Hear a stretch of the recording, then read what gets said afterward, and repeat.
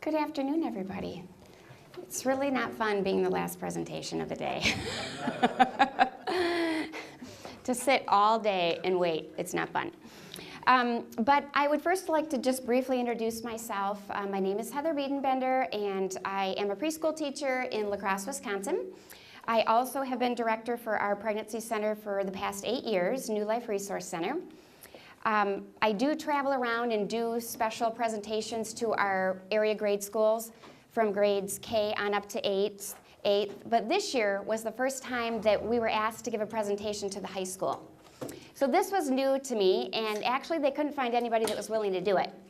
So we had an actual mother from one of the students at one of our Wells High Schools that was very disturbed by some of the pictures that her sons were receiving through text from sophomores, freshmen, girls. Provocative pictures, certain things that they would text these young men. They just weren't shy about what they were proposing or talking about. And that was very disturbing to her because she says, what's going on? Why are our girls so willing to be so forward and just, you know, they're basically chasing guys now instead of, like a long time ago, whatever happened to courtship, you know, where the woman waits for the man to ask them out and you have a relationship. Well, it seems like our generation now has completely jumped over that whole part. So our topic is teaching the truth, teaching chastity to teens. And I'm going to try to maneuver all this. Okay, let's talk about sex.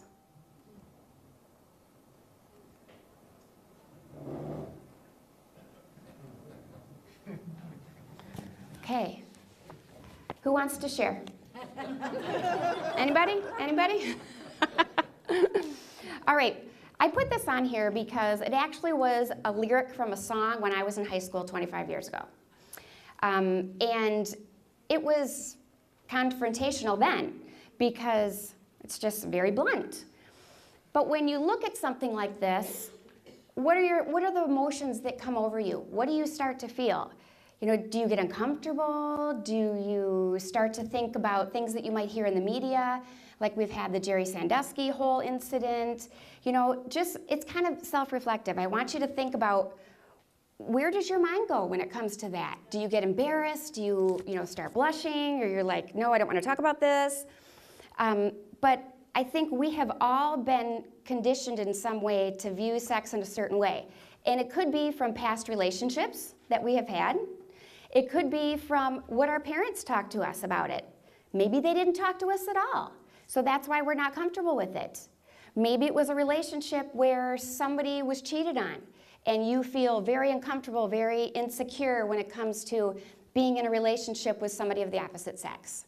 Okay, so we all kind of have this uncomfortable feeling when we look at this sex topic. I do have to give credit where credit is due. My brother-in-law and I wrote this together. But that's a little uncomfortable.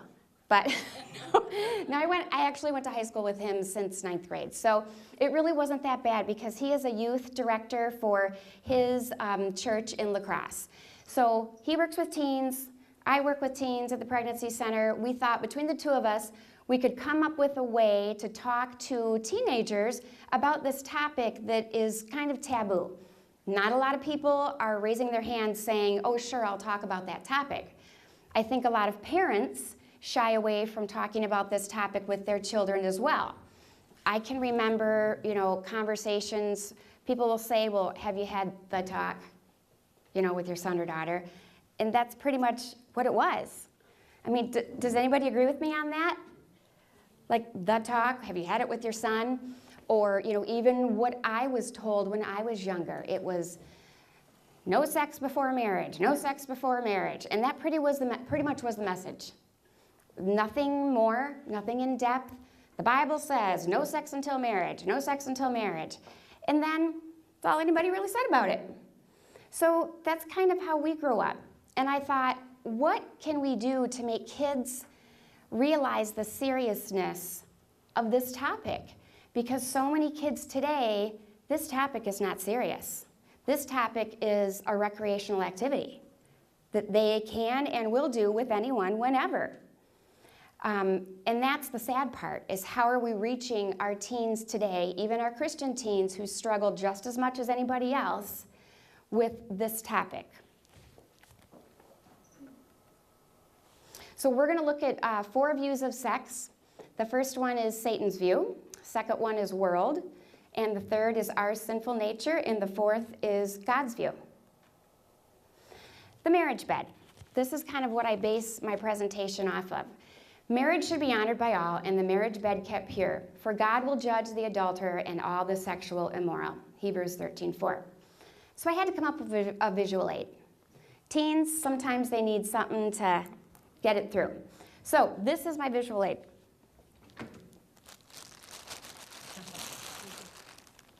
Look at this lovely marriage bed. This is marriage bed. We've got 2 nice pillows. It's very white, pure. So when I talk to teens, I tell them, this is what your marriage bed should look like on your wedding night. Think about your marriage bed. Do a little self-reflecting. What did your marriage bed look like on your wedding night? I don't think kids really realize why God has put that rule in place of saving sex for marriage, okay? I also then let them know that on their wedding night, they get a really great present from God. It's like the best present ever. And it happens to be sex. That's the present. That's what God is giving them. This is what he wants to give them. If this marriage bed is kept pure, this present, probably really awesome. But unfortunately, we have a lot of people in our society that take this present before they should be giving it to their married spouse. They take it, they don't want to wait. They're teens, they're in college, everybody's doing it, everybody's having, hookups with so-and-so, and doesn't really, the value to them is not really there. So what I have noticed is our society today has taken this beautiful gift of sex that God has given for a married couple, and this is what they've done to it.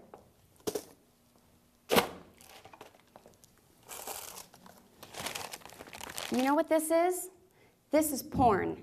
This is everything that our kids are exposed to today that changes this gift of sex that God had planned for us, what he wanted us to experience.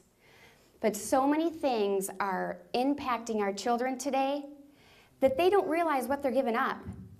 They were giving up this perfect gift if their marriage bed was kept pure.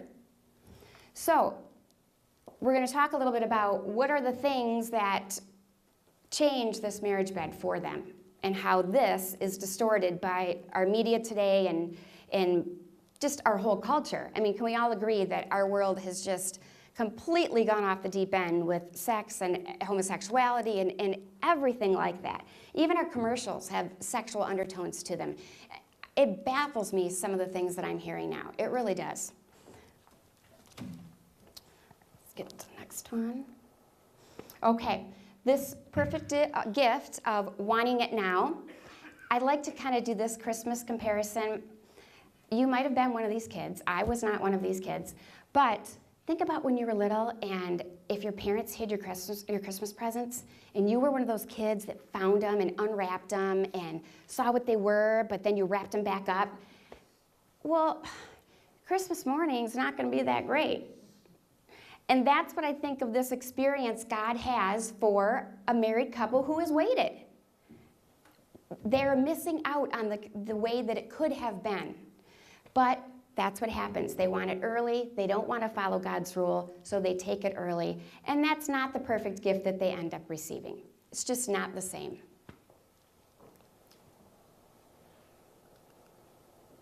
Okay, view number 1, Satan's view. When he lies, he speaks his native language, for he is a liar and the father of lies. The lie that Satan wants us to believe is, and we see this everywhere now, sex is for enjoyment, and anyone should be able to have it when they want to, how they want to, and with whom they want to, all outside of marriage with no commitment. This is seen in colleges today. It's very disturbing. There are drinking parties, drink binging parties, people having sex with whoever, and nobody thinks twice about it. We have television shows on TV that show that now. So that's what our kids are being exposed to. If, as parents, we are not putting limits on those and stopping our kids from watching those, then that's what's going in here. And that's what we have to be careful about, is because the world is screaming these messages at them. And are we saying anything back? I don't think we are, because sex is an uncomfortable topic, so not many people want to talk about it. So they kind of tend to just kind of ignore it. I know stats are a little boring, but I wanted you to really see how much this is affecting our world today. So we have some facts and stats. The next slide will be the answers. But just think about some of these questions, okay? The world's view is very close to Satan's view. How do we know this? Well, we're going to talk about the percentage of websites on the net that are porn related. We're going to talk about the percentage of Christians who say that porn is a problem in their home. How many Americans are regular visitors to porn sites? And what is the average age a minor first views porn? This is a startling statistic that in the USA, the porn industry is a $2.84 billion business. And that's more than like Google, Amazon combined. So when you think about how much money our society is investing in this filth that is out there all the time, it is extremely accessible to our kids. All they have to do is open up their computer, and if you don't have a filter on it or something that's stopping those websites from coming up, there it is. It's right there. This is another statistic that you might not be aware of.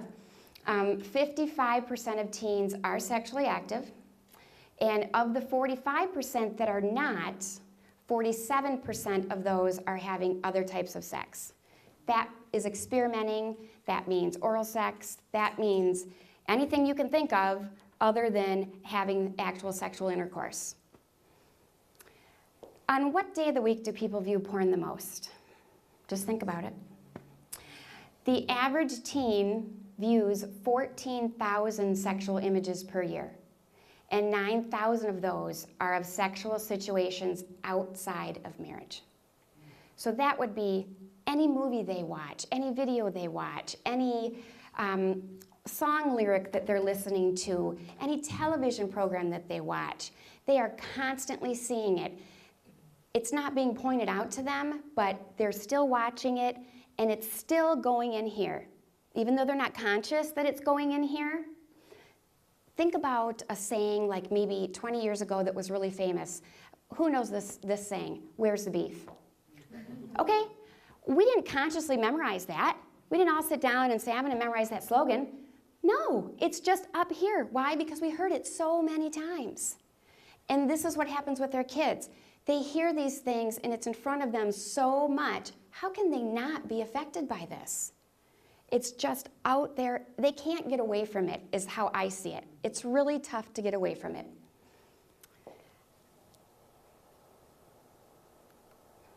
Okay, so here are some answers. What percentage of websites on the net are porn related? 12%. Did you guess higher or lower? Did you guess higher? Okay. What percentage of Christians say porn is a problem in the home? 47. Did you guess higher? You guessed lower. I know, it's a little upsetting. How many Americans are regular visitors to porn sites? 40 million.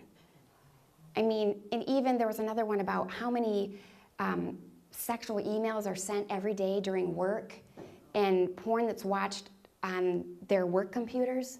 I mean, some of the statistics, I was like, you gotta be kidding me. I mean, it really is an addictive thing, and I think we have to be diligent about shielding our kids from this stuff, because all it takes is a couple viewings and some kids are hooked, okay?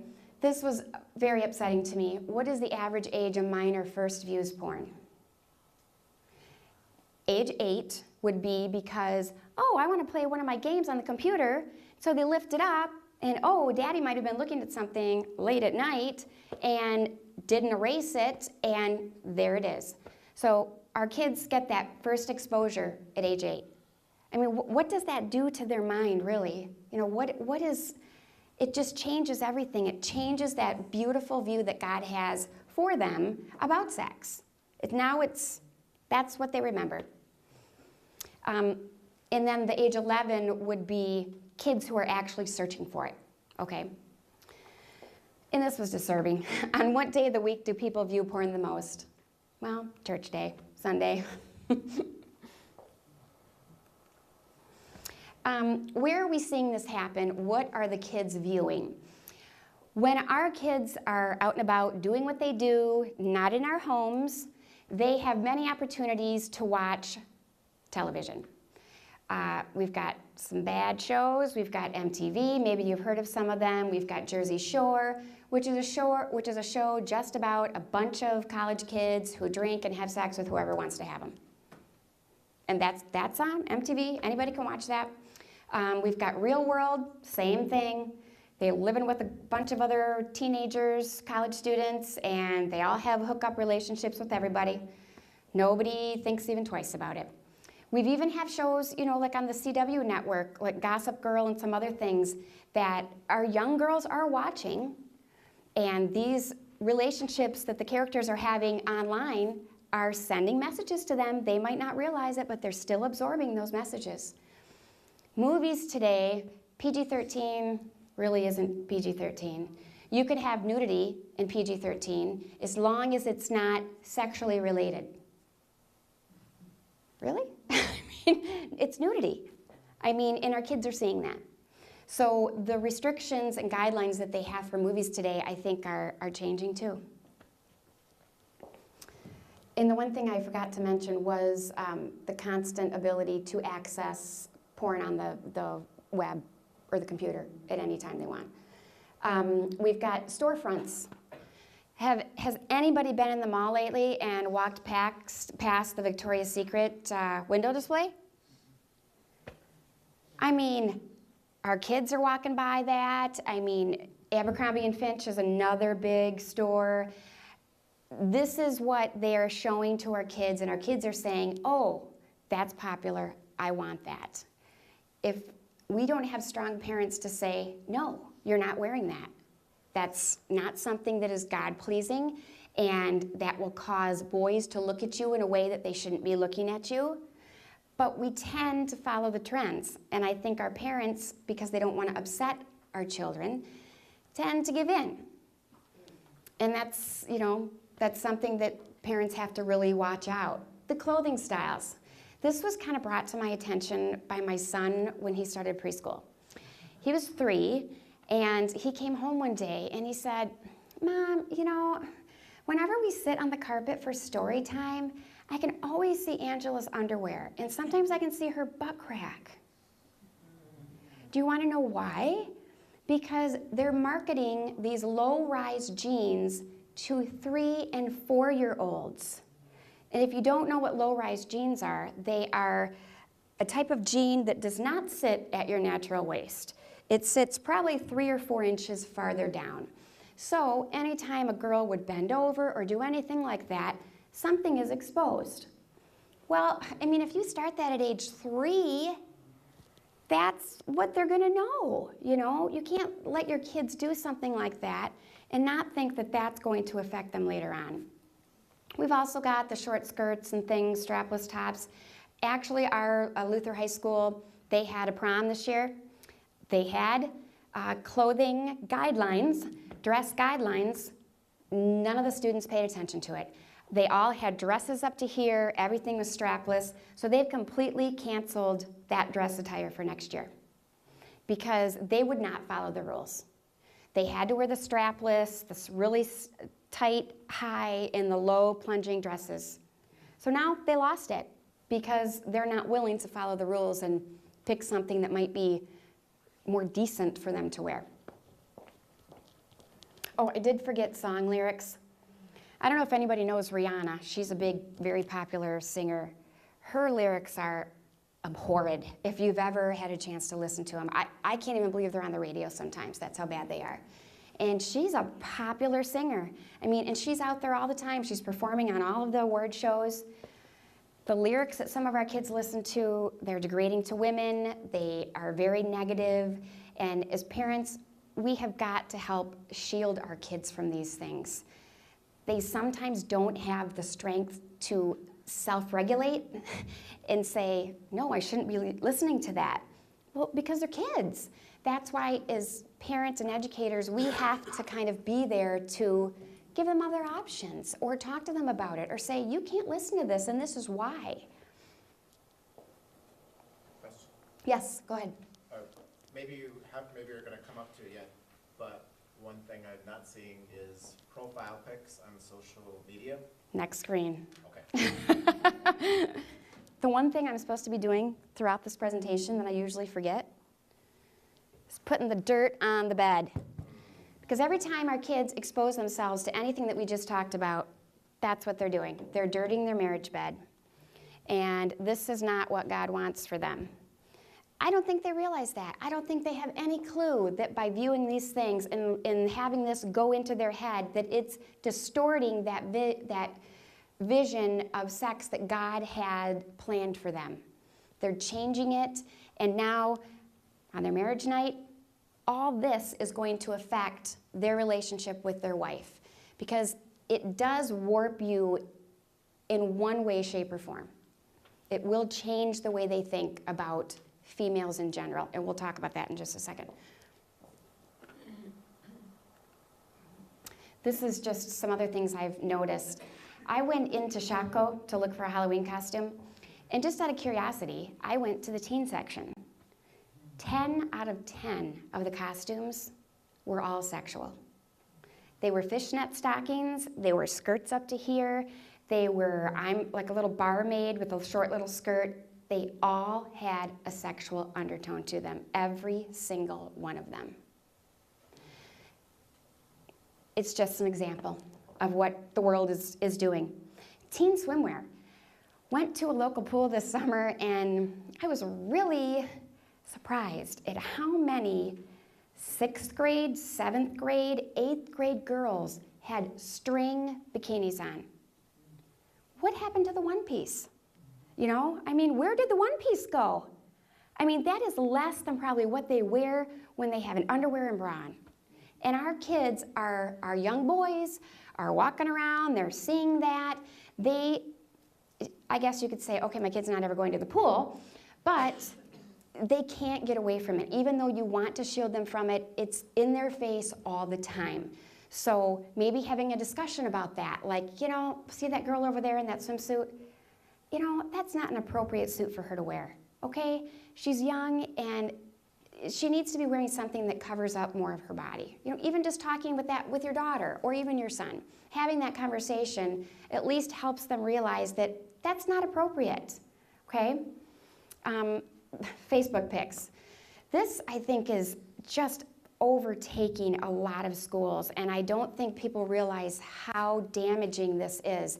We have so many girls who have Facebook accounts, and what they're actually doing is they're marketing themselves. They are marketing themselves on Facebook. They will take provocative pictures, sexual-looking pictures where they're standing in the mirror looking all cute, and then people are voting, you know, like, oh, I like that picture, or I don't like that. That's affecting their self-esteem. That is making them, they're actually making other people view them as an object. Not as a person, as an object. How do I look? What's this all about? Nothing is about what's in here. It's all about the outside. YouTube, another one. Anybody can post anything on YouTube. Anybody can access YouTube. A lot of people, young teenagers, will post videos on YouTube, and it's just another way that they're marketing themselves. And basically looking for affection, looking for that approval that yes, you are pretty.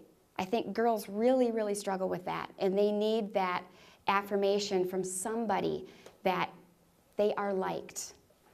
But when somebody doesn't like their picture on Facebook, what does that do to them? I think that can be very damaging to them. Or somebody will post a really negative comment on their Facebook post. That can start a whole nother gamut of girls who have eating disorders and bulimia and anxiety about their bodies and how they're created. So that's one that's really out there right now. This is just another example. Couples living together. In the 1960s, it was 10%. Now, 60%. It's on all our television shows. It's everywhere. It's in our movies. And the thing with our kids now is they're seeing it so much that it's almost not even wrong anymore. When you see something over and over and over again, after a while, it doesn't seem as wrong. Like if you sin and then you sin again and again and again, it doesn't feel as wrong as it did the first time. And that's what's happening to them. They're being desensitized and they're not realizing they're being desensitized. One book I would like to recommend, which I found absolutely fabulous. This book is called Girls on the Edge. And it talks about kind of the identity crisis that our girls today have. It goes into the whole Facebook thing, it goes into the body image thing, it goes into